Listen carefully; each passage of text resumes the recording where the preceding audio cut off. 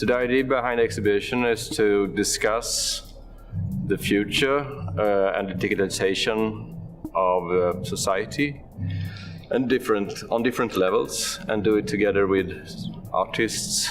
Their work poses a lot of interesting questions about the future and what it would look like.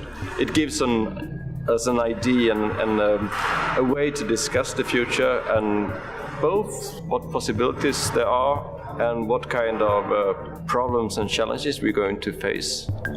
It's not that we solve any problems, but we open doors to discussions. My project for Between Realities is based on work that I've been doing for about 20 years, and I've been very interested in looking at the way that children use computers and digital play as a tool to learn. One is a projection called Indeterminate Objects Classrooms, and the other is a piece called Chat Rooms. The piece Classrooms was shot in an old Victorian primary school just behind my studio. I'm based in Edinburgh in Scotland, and in that piece you can see the traditional Victorian backdrop of the schoolrooms.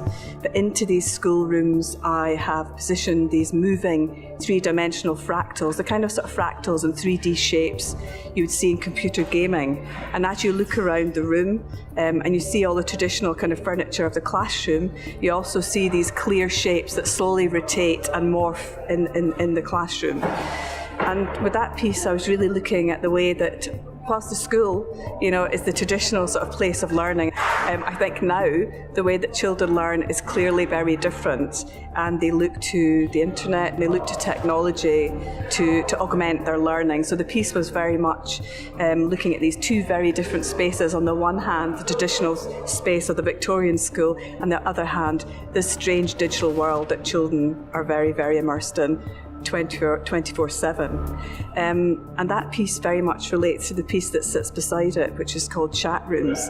And that piece is quite different. It's a scrolling text piece, and the text is all edited from chat room transcripts from Minecraft, which is a very popular sort of children's games. And I was interested in using that because I think that children explore. It's a series of narrated journeys that different children from all over the world are taking as they try to navigate their way through landscapes in the game. And I thought that was interesting because I think that the other aspect of childhood now that really interests me is that children are always sort of, we're all operating on many different levels. That you have text running in the background, you have image and game, and your relationships all become intertwined and fused. So that I found really interesting. So between the two pieces, I'm exploring these kind of themes. Stigma is a sound and video work that I made in 2014. It was commissioned by Mori Art Museum in Japan, and it's 4 landscape portraits of different places in Fukushima post the nuclear disaster. Stigma portrays something that is not exactly how it seems at first. You have nature portraits, and it says it's from Fukushima. The piece is called Stigma, because the place is stigmatized. I decided to focus on this sort of thing that you cannot see it, but still it's there. So I went to the Tokyo Art Museum and looked at the hanging scrolls. They are originally from Chinese tradition, they are like vertical paintings, rolls, and landscape painting.